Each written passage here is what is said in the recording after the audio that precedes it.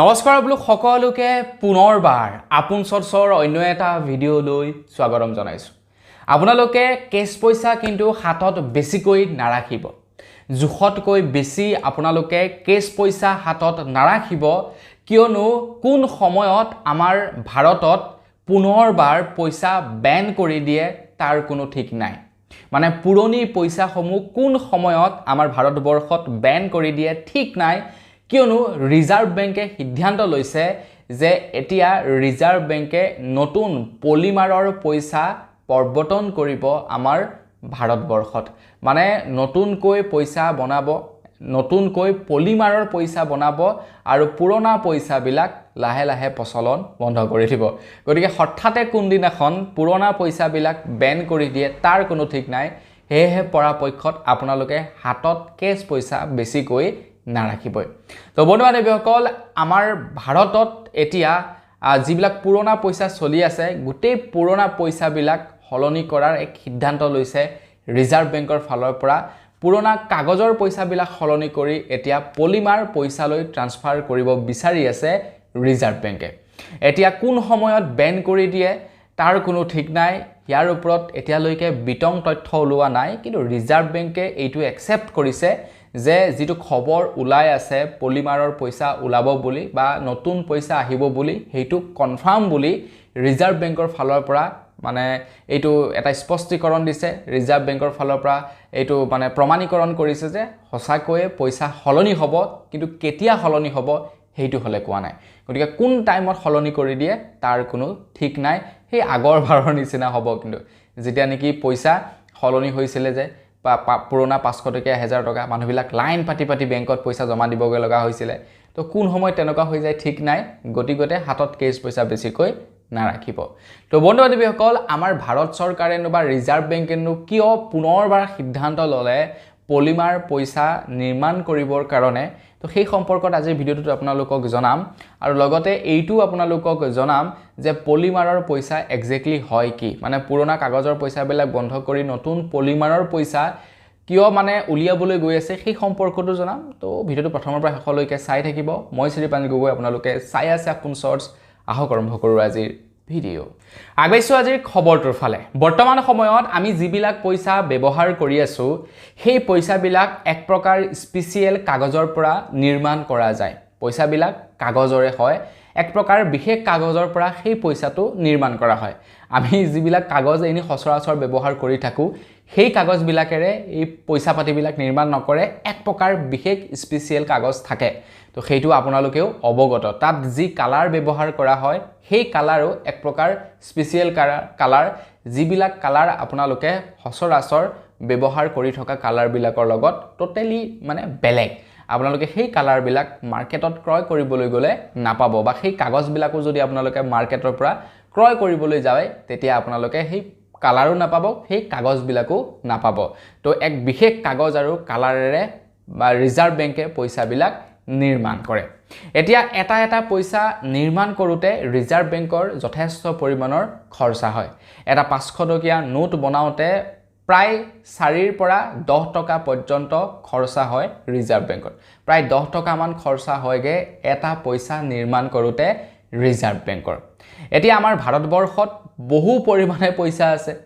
মানে ছাপ'জ উদাহৰণস্বৰূপে যদি আপোনালোকক ক'বলৈ যাওঁ, ৰিজাৰ্ভ বেংকৰ ওচৰত যেনিবা 1 লাখটা পইচা আছে, 1 লাখটা যেনিবা কাগজৰ পইচা আছে ৰিজাৰ্ভ বেংকৰ হাতত, 1 লাখটা।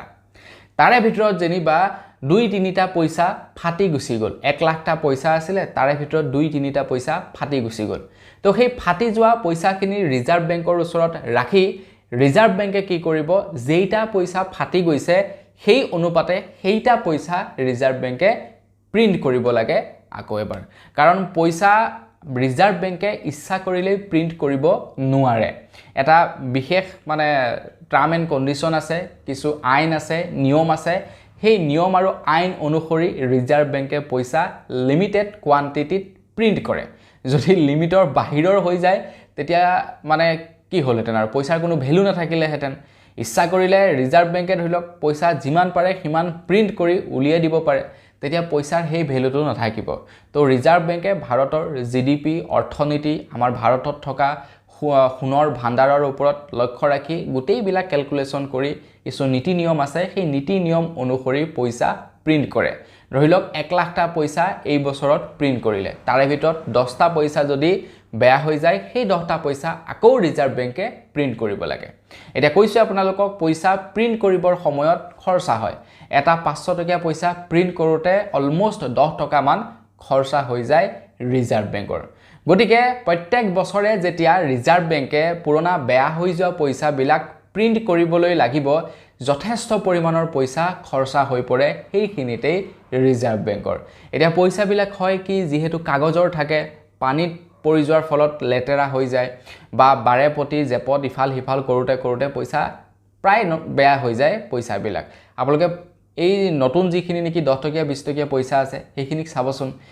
প্ৰায় পুৰণা হৈ গল ফাটি সিটি অৱস্থা নাইকিয়া হল কাৰণ এই নতুন যিখিনি পইচা আছে এই পইচাখিনিৰ কোৱালিটিটো আগৰ পইচাখিনিৰ তুলনাত যথেষ্ট পৰিমাণৰ কোৱালিটি কম বুলি ক'ব লাগিব কাৰণ আগৰ 10 টকীয়া পইচা এটা চাব এতিয়াও পুৰা তাজা হৈ আছে কিন্তু সেই দিনাখন প্ৰিণ্ট কৰা 10 টকীয়া পইচা এটা চাব খুতুৰা মুতুৰা পৰি অলমোষ্ট ফাটি সিটি যোৱাৰ নিচিনা হৈছে গৈ তো সেইভাবে এতিয়া এই গোটেই পইচাবিলাক হলনি কৰাৰ এটা সিদ্ধান্ত লৈছে ৰিজাৰ্ভ বেংকৰ ফালৰ পৰা ৰিজাৰ্ভ বেংকে কৈছে যে এতিয়াৰে পৰা এক প্ৰকাৰৰ প্লাষ্টিকৰ পইচা হ'ব আমাৰ ভাৰতত গোটেই পইচাবিলাক প্লাষ্টিকৰ হ'ব বুলি জনাইছে মানে এক্সাক্ট প্লাষ্টিকৰ নহয় ইয়াক কোৱা হয় পলিমাৰ বুলি পলিমাৰৰ পৰা নিৰ্মাণ কৰিব এতিয়া ভাৰতে পইচাসমূহ এতিয়া আমাৰ ভাৰততেই যে কেৱল পলিমাৰৰ পইচা আছে বা প্লাষ্টিকৰ পইচা আছে তেনেকুৱা নহয় মানে ভাৰতে যে বনাব কেৱল প্ৰথম তেনেকুৱা নহয় ইয়াৰ পূৰ্বেও এনেকুৱা বহুতো দেশ আছে যিবিলাক দেশত অলৰেডি প্লাষ্টিকৰ পইচা বা পলিমাৰৰ পইচা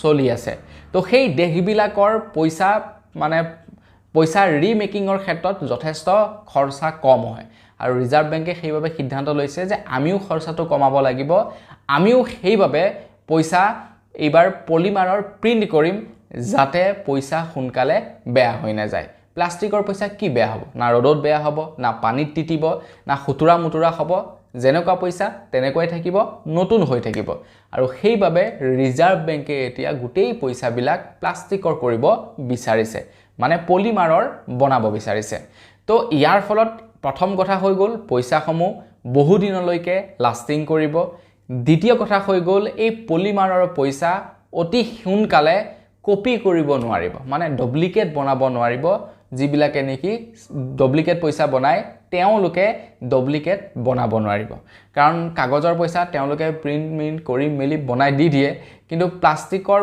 পইচাটোত তেওঁলোকে প্ৰিণ্ট কৰি নিৰ্মাণ কৰাটো অতি সহজ নহব তো সেইভাবে প্লাষ্টিকৰ পইচাটো পটকে ডুপ্লিকেট কৰিব পৰা নাযাব তো সেইভাবে প্লাষ্টিকৰ পইচা উলিওৱাৰ সিদ্ধান্ত লৈছে যাতে ভাৰতবৰ্ষত যিবিলাক ডুপ্লিকেট পইচা চলি আছে ডুপ্লিকেট পইচাৰ যিসকল নেকি ডাঙৰ মাফিয়া আছে মাফিয়াসকল যাতে মৰি যায় তো তাৰ কাৰণে পলিমাৰৰ পইচা এতিয়া বনাব ভাৰত ৰিজাৰ্ভ বেংকে কিন্তু প্ৰথম পৰ্যায়ত কেৱল 10 টকীয়া আৰু 20 টকীয়া বিলাকহে পলিমাৰৰ বনাব এজ এ পাইলট প্ৰজেক্ট হিচাপে আৰম্ভ কৰিছে যদি সাকসেস হয় তেতিয়া 100 টকীয়া 200 টকীয়া 500 টকীয়া সকলোবিলাক পলিমাৰৰ বনাব বুলি জনাইছে ৰিজাৰ্ভ বেংকৰ ফালৰ পৰা প্ৰথম পৰ্যায়ত কেৱল 10 টকীয়া আৰু 20 টকীয়া পইচাবিলাকহে পলিমাৰৰ বনাব কাৰণ 10 টকীয়া আৰু 20 টকীয়া পইচাবিলাক বেছি ব্যৱহাৰ হয় আৰু 10 টকীয়া 20 টকীয়া পইচাবিলাক অতি শীঘ্ৰে বেয়া হৈ পৰে তো সেই কাৰণে 10 টকীয়া 20 টকীয়া পইচাসমূহ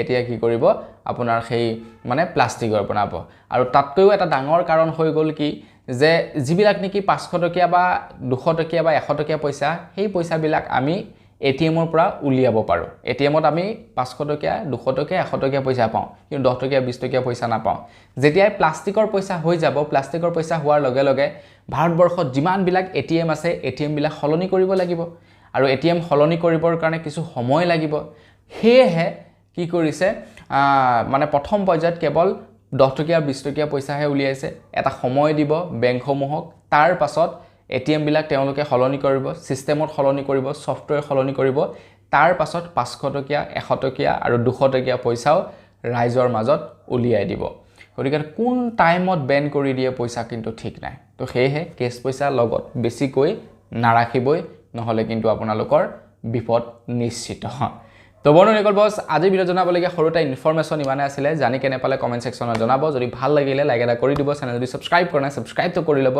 পুনৰ এটা লগ পোৱাৰ খাতিলে বিদায় মাগিছোঁ ধন্যবাদ জয় অসম